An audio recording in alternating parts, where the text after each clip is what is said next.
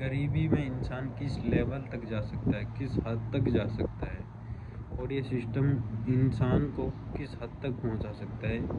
सिर्फ गरीब को, अमीर के लिए कोई सिस्टम नहीं है, अमीर के लिए कोई कानून नहीं है, कुछ नहीं है। बस ये जो कानून है इंडिया में, ये सिर्फ गरीबों के लिए, जिनके पास पैसा नहीं है, कम पैसा है, उनके लिए है। जिनका सिस्टम में कुछ है नहीं, ये उनके लिए है। जिनके सिस्टम में जाना है, जिनके पास पैसा है, पावर है, उनके लिए सिस्टम कुछ नहीं है। एक बार ये वीडियो देखो आप, पर आपको सारा कुछ पता चल जाएगा। ठीक है। तर बदन, फटे हुए कपड़े और कंधों पर एक पुरानी बोरी का बोझ। ओडिशा की तपती सड़क पर जब जीतू मुंडा कदम आगे बढ़ रहे थे तो सड़क किनारे लोगों को लगा कि शायद कोई मजदूर अपनी मेहनत की कमाई लेकर जा रहा है। लेकिन उस बोरी के भीतर अनाज नहीं था, बल्कि 2 महीने पहले दफन की गई उसकी सगी बहन कालरा मुंडा का कंकाल था। बोरी से आती हड्डियों की खड़खड़ाहट आज हमारे समाज के पत्थर दिली पर एक जोरदार तमाचा थी, और गरीबी का वो आईना, वो सच शायद पहली बार में पैसे वाले यकीन ना करें। आप सोचिए उस भाई पर क्या गुजरी होगी जिसने अपनी बहन को कुछ महीने पहले दफनाया था और उसके बाद उसके शव को, मिट्टी को अपने हाथों से खुरचकर उसकी लाश को बाहर निकाला, और इसकी वजह थी सिर्फ 19,300 रुपए। एक गरीब आदमी के लिए यह रकम कोई आंकड़ा नहीं है, उसकी पूरी जिंदगी है। क्योंकि बहन मरते मरते कह गई थी कि बैंक में उसके हक के पैसा रखा है, निकाल लेना भैया। बैंक की ऊंची दीवारों और फाइलों के बीच बैठे सिस्टम ने कहा कि या तो बहन को जिंदा लाओ या सरकारी कागज दिखाओ। अब जीतू के पास ना तो बहन को जिंदा करने की शक्ति थी,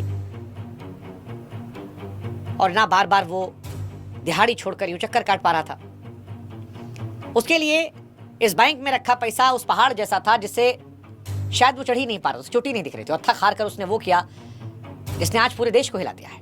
उसने अपने बहन की कब्र खोदी, बहन की हड्डियों को सबूत बनाया, 5 किलोमीटर तक बोरी में रखकर उस बोझ को लाया। हर कदम पर वो हमारी बेशर्मी को कुचल रहा था।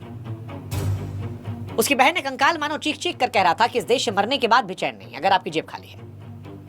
आज इन तस्वीरों को देखकर देश विचलित है, आत्मा रो रही, क्योंकि जीतू ने अपनी बहन कंकाल नहीं बल्कि मरी हुई इंसानियत का जनाजा अपने कंधों पर उठाया। सवाल उठा दिया कि कागजों की कीमत इंसान की जान से बड़ी है। ओडिशा की मयूरभंज की गलियों से निकलकर आज ये घटना हमारे फोन तक पहुंची, लेकिन सवाल फिर वही कि क्या इसने हमारी सोई हुई व्यवस्था को झकझोरा? बैंक के बाबू के लिए सिर्फ एक फॉर्म था वो, लेकिन जीतू के लिए उसकी बहन की आखिरी उम्मीद। हमारे देश में नियम इसलिए बनाए गए ताकि लोगों की मदद हो, लेकिन आज कई बार नियम मानवता से ऊपर हो जाते हैं। 19,300 रुपए के लिए एक भाई को अपनी बहन की लाश कब्र से बाहर निकालनी पड़ी। इससे शर्मनाक और क्या होगा? जिस हाथ में अपनी बहन की यादें होनी चाहिए थी, उस हाथ में उसकी हड्डियों का वजन था। इसे आप सिस्टम की सबसे बड़ी विडंबना कहिए। बैंक कहता है कि सबूत चाहिए तो चाहिए, इंसानियत मानवता मायने नहीं रखती है। जीतू ने अपनी बहन की लाश का वो हिस्सा जब मेज पर रखा होगा, आप सोचिए क्या रहा होगा उसके मन में। उसने तो मानो कह दिया कि इन हड्डियों से बड़ा कोई सबूत है। 19,300 रुपए, सोचिए गरीब आदमी के लिए उसकी मौत के बाद उसके संघर्ष की वजह बन गए। उसके मरने के बाद भी उसे अपनी पहचान अपनी हड्डियों के जरिए गवाही देनी पड़ी। ये घटना बताती है बैंक के नियम कितने उलझे हैं और आम आदमी को रास्ता दिखाने वाला कोई नहीं।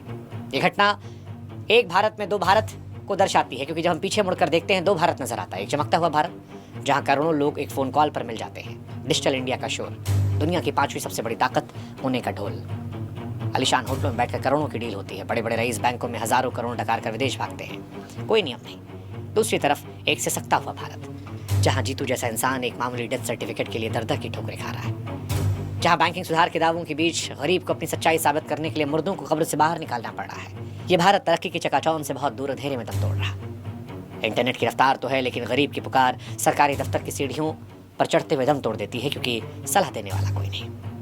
कैसी विडंबना है। मंगल ग्रह पर घर बसाने की बात कर रहे हैं, दूसरी तरफ एक भाई अपनी बहन की लाश के टुकड़ों को बैंक के दहलीज पर ले जाने को मजबूर है ताकि 19,300 रुपए मिल सके।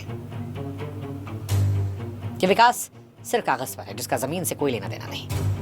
ये घटना आईना दिखाती है कि जब तक हमारी योजनाएं कागजों से निकलकर ऐसे लोगों के आंसू नहीं पूछते, तब तक सब झूठा है।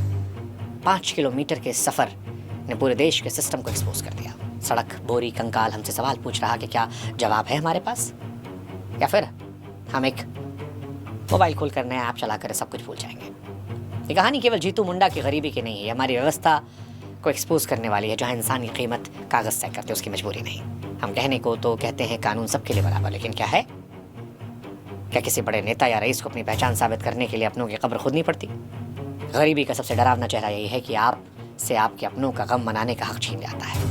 ये बात करते हैं गरीबी को ख़त्म करने की, हम इस देश से गरीबी ख़त्म कर देंगे। इनसे ये घटिया सिस्टम ख़त्म नहीं करा जा रहा। बताओ एक इंसान यार किस लेवल तक जा सकता है, आज पता चला इस गरीबी की वजह से। हमारे देश के नेताओं की वजह से सारा कुछ, ये घटिया सरकार